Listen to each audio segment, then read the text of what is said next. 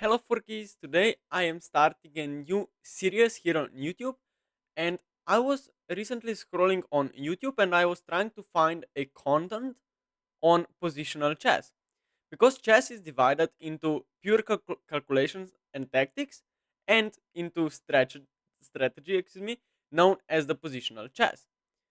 And there is a lot of YouTube content, videos, courses even on Chessable that are trying to learn the new chess students on how to calculate as well as possible and how to solve really hard puzzles, for example, to know their tactics and so on. But there is very little content on positional chess. And positional chess is very, very important. I know many games are won because of the tactical error that one opponent has made. But if you want to have a good position, a position in which tactics are even possible, you need to be aware of some positional concepts here. So today I will start the series, and in each video I will be showing you some examples, and then there will be some kind of puzzles, I guess, but with positional ideas where you will have to find the first move and the plan in the position. And there is a lot to talk about in the topic about positional chess because there are so many concepts people need to be aware of for them to be better in positional chess. I will start the series by looking at the bishop pair because the bishop pair is, I think, one of the most common um, imbalances in the position because when you have the two bishops, there is so many things that can be done. Before we jump into today's theme, I need to tell you that there will be two training positions. I mean, two positions that I will look with you guys. I mean, like I will show you what the ideas are in the position, how you should improve certain aspect of your position. That's why it's called positional chess. And then there will be two examples where you will need to find your plan and the best move in the position, and then I will show you also the correct answers. Excuse me. So we have our first position on the board. We have the white pieces in this position, and we have the bishop pair. There is a bishop on d2 and there is a bishop on f1. And currently our bishops are pretty bad. I mean, they are both stuck under the pawns here. The dark square bishop on d2 is just pretty much useless, and the bishop on f1, I mean, it's just looking at the knight on c4. So our main goal of this kind of position, or if you will, this kind of puzzle, is to improve our pieces. The bishop on d2, and of course the bishop from f1 needs to be developed somehow and improved as well. So firstly, when we look at this position, if we know we have the bishop pair, we know that usually bishops are better on an open board, because if we just put a bishop on d4, I mean, and the board will be open, then we have pretty much a great bishop that cannot be really countered with this knight, because knights only access like 8 squares if in the center, but our bishops can work really from the distance and are just great pieces if they have the scope they are trying to get. So our idea is definitely to open the center. Um, I mean, if we trade off few pawns, maybe B pawn for A pawn, maybe these two pawns also disappear, then the advantage of our bishop pair will come to life. Then the bishops will open, the bishop will get to D3, and we'll simply win the game. But how to do that? We cannot just throw the pawns off the board, but that would be great, but it's kind of illegal. So, the best idea here in the position is to take space in the center with the move pawn to e4. This is simply the best way to play. Why? Why is this move so good? Well, firstly, it opens this diagonal up for the bishop. So e4 kind of improves the bishop on d2. We will maybe in the future play bishop to e3 and have the access to this long diagonal as well. And also this diagonal has opened up. And the h6 square might be weak because we might also play bishop d3 and at some point f4, f5. But we also need to be slightly careful because the bishop on a8 is also pretty great piece here. And e4 counters this bishop as well. It kind of closes it down. So if we think the bishop on a8 is strong, we have to do something about it. And the move pawn to e4 not only opens up the bishop, but it also kind of blocks this bishop. So e4 is a great move. Also taking space in the center, that's quite natural here. Um, the best move in the position for Black is knight b5, doesn't really matter what black does. Trying to improve their pieces as well is the idea. And now we see our main goal of playing pawn to e4. It's not really to play e5. It's not bad, by the way, to play e5 here and then maybe like f4. Like queen h4 is the best move in the position, and then f4 is the best move by white. We're preparing bishop d3. We're maybe preparing the move queen d4 if the bishop will go out of the diagonal. And we have pretty good bishops here. But now our bishop from d2 is kind of blocked. So this wasn't our idea. Our idea is to kind of even more block this bishop. How? Well, we play the move pawn to f3. And this is just great. Well, pawn to f3 kind of solidifies the center. And now this bishop, yes, is just looking at e4 and f3 and g2 pawn chain. And this pawn chain won't go anywhere. This is so strong. And then, let's say rook c8 is played. We simply play bishop e3, putting the bishop on this diagonal as we were planning to do. Let's make few moves like h6. Now, we see our main idea also is to play queen d2 and bishop d3 at some point. Um, King h7, I think, because maybe if my opponent does something random, maybe after bishop d3, e5, we will also threaten to take on h6. So you see, we need to combine the positional chess with the tactical ideas. Let's say just bishop d3, bishop a8 back, and we're slightly off. I mean, we're almost threatening to take on h6 right away. I mean, bishop takes on h6 is not that premature. I mean, it's not good. It's not losing for white, but it's not that great. You see this attack, we're threatening mate in 3 moves, and this is just great. So you need to see the power of our pieces. So yes, king h7 is the best move. Now we play rook d1, and the knight on c4 is still defended by our not so active piece on f1. Let's say rook c7, and now we play the move queen b2. Well, why? We're kind of threatening the move bishop f4 here. And we wanna provoke the move e5 here. If we can provoke the move pawn to e5 at some point, let's say f6 firstly here, in just a second, let's say f6 firstly here, then and only then we can play the move e5 here. And when f6 is provoked and we play e5, new diagonal is opened up here. And that means that our bishop will go to the very active d3 square here. Um, and now now you see black is just completely losing here. But if black doesn't play f6 with the idea to play e5, well, black can just play e5 right away without preparing with the move f6. But now we simply go back with our queen. That's the beauty. We have provoked the move e5, and now we simply go back. And after queen d2, after queen e6, we see the point we play knight d6, because now e5 is being pushed, and we have this square under our control. Excuse me. And now, let's say black is trying to activate as well with knight d4. And he has a tactical idea. The idea is if we play h3, well, our knight is hanging on d6, so we have to do something. We take here. We take the no, I just pushed h3. Yeah, we take the knight. Why? Well, of course black cannot take it because we simply take with the queen, and we are like completely winning. It's +3, so black has to take our knight. And now we play bishop e3, a very calm but great move, because we are forcing a queens off the board. But now our bishop will come to life in an endgame. Firstly, we're attacking a6 here with our bishop on f1. It has opened up, although it was on f1 for the whole game. Now bishop b7, of course, defending the pawn. Now play the move rook to d6, still attacking the pawn. Now knight b8, passively defending. And now we play this very great move, bishop to a7. After the move knight c6, we see the point. We play bishop b6, and now we have improved our pieces completely. Let's say rook e7, just kind of. I mean, this is just very passive for black. But now bishop c4, and you can see the two bishops that we have created. They are completely like winning the game for white. The material is the same, and yet it's +2. Why? Well, knight takes b4 is the free pawn, I guess. But now we play bishop d8. targeting the rook once again. Rook to e8, and now bishop f7, and after rook f8, pretty much bishop g6, and the game is pretty much over. I mean, wherever you go, we play bishop b6 back. Our bishops are cutting off the whole board, and the game is over.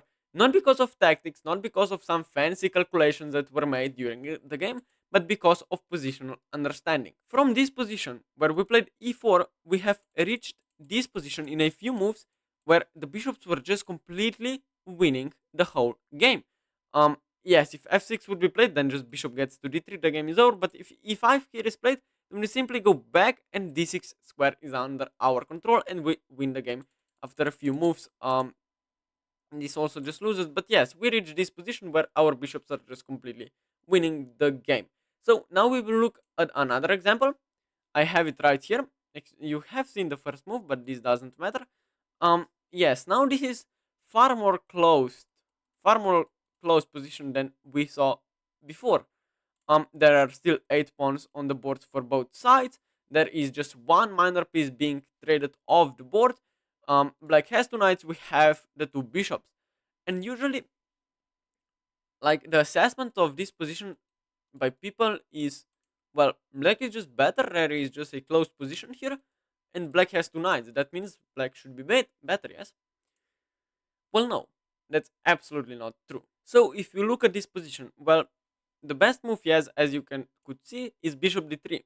Why? Well, we're simply targeting the knight on g6, and if random move is played like a6, we simply take, and this pawn structure is just completely losing. For black, we can play e4 and probably just take with the knight, and I mean, you can just resign here. Our bishop will also open up with some d5 ideas, and the game will be just over. So we have to react. After bishop d3, the best move is actually to play rook to e8. And now, what is the idea? Well, if we just take here, that's not as good now because the e6 pawn is defended, and he will play e5 here. Um, and that's not what white actually wants. I mean, it would just be okay, but after rook e8, white has another ideas in mind. His idea is to play pawn to e4 here, and of course we are trying to open up the position. This is how we will improve our pieces. If we can get to just blow up the center here, this would just be winning because we have the two bishops targeting the king side, which would just be completely winning. Maybe some rook lifts here, and the game will be over soon. So black tries this move e5, which is the only move not to lose the game by the computer. And this is actually a game played between. Just give me a second so that I figure it out. Between not so famous players, but anyway, one is grandmaster and one is not. Um, Nevertheless, e5 is the best move. And now queen g3 is played just pinning, and in this game, the opponent on the black side decided to take on c4, and I think this is the first mistake of the game. Bishop takes on c4, and our bishop is suddenly opening up. b5 is one idea, but it simply closes down the bishop. You will harder play c5 now because simply takes. Our rook opens up. We play bishop f1 here. This is very accurate move. Bishop f1, very good move. Just defending g2 in some case, and also just the main idea is that rooks are still open on the d and on the e file. And now queen e6 was played. After queen e6, we play a very nice idea, which is to play d5 here. We are sacrificing a pawn here. After c takes, e takes, knight takes d5. Of course, if we take, bishop takes, and that's just not that great. We play bishop takes b5. Yes, we haven't really sacrificed the pawn, but we have activated our light square bishop now. So knight takes a3 was played, bishop takes, and now rook e to d8. And this is basically the final move we will look today in our example together. After rook d8, bishop c4, and we have achieved what we wanted. We will win the game. I mean, we are pinning the f2 pawn. If he plays like this move, we just win because of queen takes on g6. This is a pin here, so you cannot do that. But yes, let's say just queen c6, I guess, just defending here as well. We can take this pawn, and after rook takes d1 here, we can just take back, knight takes on e5, and we play the move queen takes on e5, and we win the game easily. we have a much better bishop. This king is poorly placed. The h5 pawn will be loose very very soon. Rook d6 on the way, and we win the game. But how did we reach that? Well, bishop d3 firstly trying to take on g6. Rook e8 not. I mean, we could take here. It's not bad for white or something. But yes, black will play e5, maybe take like this, get the knight to e4. Um, the bishop will also maybe rotate, maybe. I mean, white is still much better. But e4 here is slightly better. And yes, we have just played queen g3, pinning the queen, the pawn to the queen, and then we will open up the position in very short amount of time. So what I want you to bring home from this lesson is that if the position is close and you have the two bishops, you will always have to open up the position somehow. You shouldn't force the issue or something, but you should definitely look at the possibility to take and to expand in the center. Maybe even after e4 was an idea here. But for example, d takes on c takes on it's black's move a6, and c takes on d5 here wouldn't be that great because simply e takes, and now the bishop on b2 is blocked. So you have to find your pawn breaks in some order. I mean, you cannot just allow the bishop to be dead until like the end of the game. So we have to be slightly aware of the idea that is to play e4 and then trade off everything and just be much better because of your pieces lining up to the king. Now we will look at two test examples. This is the first one. As you can see, we are looking the position with black's perspective. Excuse me. Well, why? Because black has a two bishops, and you can pause the video if you want. You can also solve these examples on the real chessboard because it will improve your vision as well. And then we will look at the ideas and the correct answers together. So, if you have paused the video and you have solved the case, you should know that when we have the two bishops, our idea is to push some pawns in the center and to open up the center as quickly as possible. And so, by this idea, you should be aware that pawn to e5 has to be the first move. If it works, it's definitely the best move. So, e5 is our idea. What happens if white simply takes everything here? Well, firstly, bishop takes on e5 is a check, and you can just resign after queen to king to h, king to h1 and rook d3. You will lose the h3 pawn. So you cannot do that. And also, I mean, our bishops are just open, and the position is -5. So you cannot do that if you're white. After e5, white plays the move rook a to e1, and now we cannot take the pawn, of course, because rook e8, and our position will just fall apart. We lose the rook and the game with it. So we cannot just be a positional player. We have to see that the rook on e8 is hanging. But I'm pretty sure that you guys know that. And now black has a way to win a pawn. Um, the way to win a pawn here is just to play the move bishop takes g2, king takes g2, and bishop h4. And after, let's say, rook e1, we simply take on d4. If rook takes a rook, then you cannot take back because rook e2, and we just win a pawn and not a pawn, a knight, and the game with it. So yes, you have to here. You have to just maybe play I guess king f3 or something, and after takes take, we have four pawns. Black has three pawns, but we are going for more. One pawn is probably enough to win the game if we will have a proper technique. But after rook a1, there is something better for us, and the move we have in the position is very interesting, very intriguing, if you ask me. It's to play rook to f8. I mean, it's just insane how rook to f8 just wins the game slowly. After, let's say, f takes on e5, yes, of course, our idea is to just take here, let's say, b3 split. That's a very bad move. Our idea is probably, I mean, take here, but also takes here. But I mean, with rook f8, we are simply unpinning. That's the idea, and putting a rook on a open, semi-open file where we will pressure the f4 pawn. So rook f8 makes some sense because we're trying to take here and take with the bishop, and that would just be completely crushing. Our bishops have opened up, and this is just completely lost.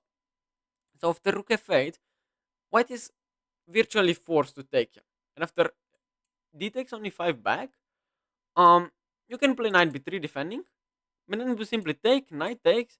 We could win a pawn, which is the best way to play, and now we just win the game. I mean, our bishop is much better than the knight. The knight cannot go to f4, because rook takes. The knight cannot easily go here, because we will pin him, or some ideas like that. Also, rook f3 this, as an idea. Rook f4, excuse me, and our position has just opened up. So yes, the point of the exercise was to find the move pawn to e5, and to see also, maybe to see as an idea to play rook f8 here, to simply unpin. Of course, if you just saw the move e5 and you said our bishops will just open up, that's great, because if you are when you are playing in a game, of course you are calculating things, and you will calculate. You cannot just play by the concepts you will learn in this series. You have to play by calculating things. And, I mean, if you don't know what to look for, you will calculate all the forcing lines like before. But that before is not that great. I mean, 94 and our bishops are still pretty shit. I mean, excuse me for the words, but I mean that's pretty true. And if you just calculate some random ideas that simply won't work, that will just be a bad waste of time. So you have to know the ideas. And e5 works. And if you will calculate e5 during the games, you will just moves like e5, not only pawn breaks like e5, but you get the idea. If you know the concepts, you will do easier to calculate. I mean, it will just be easier to calculate basically. And so you will just calculate the rook f8 and say that black is completely winning, which is quite true. It's minus 1.5 here. So yes, I mean, takes and takes and takes. Of course, just bishop takes on e5 is the idea. And if rook takes e5, rook takes d2, and our position wins. Because rook g1, let's say just rook f2, and you cannot defend the knight here, and the game is simply over. So yes, e5 is the correct answer, and if you have written a plan down, it should be just to open up the center, maybe play rook f8, and just win the game with these two bishops. So this is another exercise for people watching at home, and this is slightly harder, so maybe take few minutes more to do the exercise itself correctly. So pause the video now and try to figure out the first move and the short plan black has in the position. So if you have paused the video and you have figured out the idea, it we have the two bishop. That's pretty clear. And white has two knights here.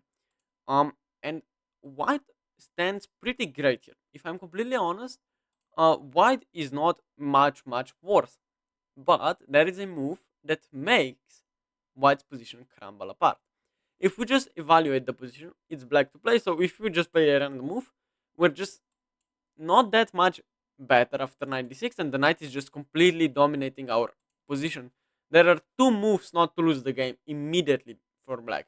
The first is, I mean, of course the bishop is hanging, so that's why there are only two moves, bishop c2 or bishop g6. But yes, you see the point.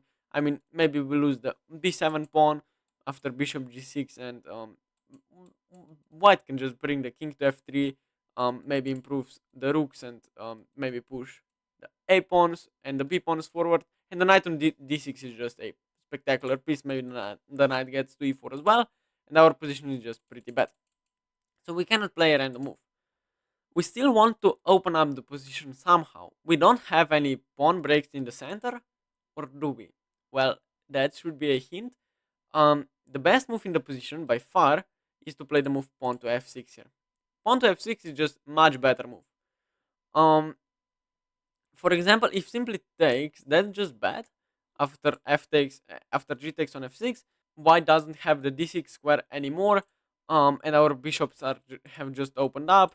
Um, so yes, you shouldn't take on f6. The opponent in the game played 96. I didn't play the game. But yes, now the main idea, there are again only one move. There is again, excuse me, only one move that secures a win for black, and it's a very weird move. And if you have spotted it at home, kudos to you, because the best move by far in the position is to play the move bishop d6 here. This deserves a um an exclamation point. Excuse me. Bishop g6. Now let's say simply knight c4 attacks the bishop. We play bishop d4, nothing special. King g2 trying to improve the position, And now again, a very good move. If you have spotted the plan, by bringing the bishop back, you will probably play bishop e8 here, and that's the greatest plan I've ever seen. By rotating the bishop from d3 to c6. I mean, now simply takes, let's say, takes and rook c1, and we have successfully rotated the bishop to c6, and this is the point of the exercise for you to see that we push with f6, not only to enable, excuse me, not only to disable white knight being on d6, but also to bring the bishop back to c6, where it will ultimately win the game with check, and then we can probably play any moves like bishop f3, also just improving our bishop even more, and then we can even push with e5 in the future, a6 just stopping the knights from coming to b5 maybe. And our position is just amazing because we have firstly played the move f6, and then we found bishop g6 idea to rotate the bishop to c6, and our position is just much better. So you see the ideas of the positional lessons on this channel. I will try to explain as many things in excuse me, as greater depth as possible. But I am also learning new things when I'm making these videos. So excuse me if I will make some stupid points during the videos. I'm doing my best as well. And yes, the concepts of positional play are super important for you to even calculate better, to calculate more relevant things in your games, and it will just make you a much better positional player, and with it, just a better chess player, I guess. So yes, you shouldn't only do puzzles on positional play. You should also develop your tactical skills because they are very important too. But people usually solve enough puzzles, but then struggle when the positional play has come to the end of their abilities. So yes, as you can see, I will do more of these videos, maybe one per week, I guess, maybe more if you guys will like it. Um, and yes, if you have anything to tell me, please let me know in the comments below. I will be reading and answering all of your comments.